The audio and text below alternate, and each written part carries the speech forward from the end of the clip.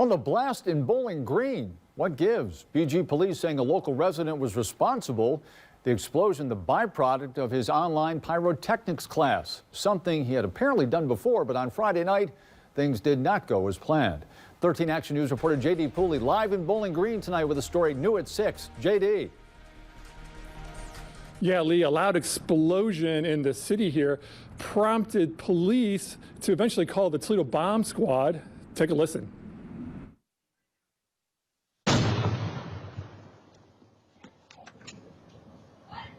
A loud explosion in the 200 block of East Reed in Bowling Green Friday night had neighbors shaking. A very loud, pop, clap, bang, and it startled me. Shayna Bentley was just finishing up washing her dishes around 7 p.m. I definitely jumped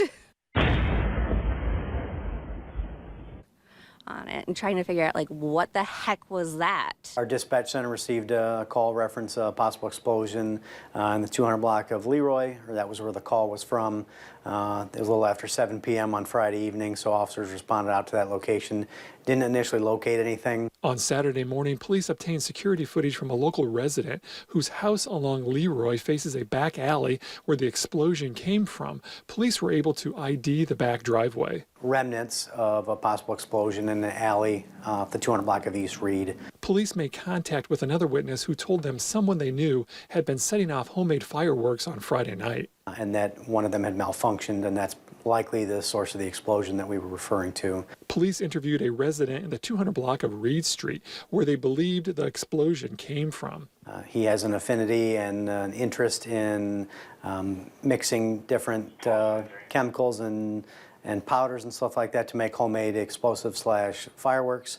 Lieutenant Adam Scaff says the man was using a blender to mix components to build fireworks. Thankfully for him and for the citizens, there was no one in the area. He was a decent distance away when the blender exploded. After that conversation, BG police called the Toledo Bomb Squad for assistance with consent from the resident to remove the explosives from the home.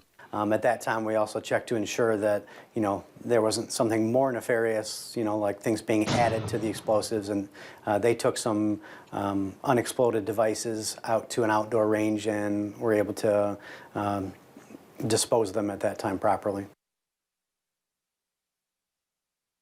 Police also removed from the home a wooden crate which contained 18 individual bags of different powdered chemicals. Police said they also removed several small tubular objects with wicks coming out of them.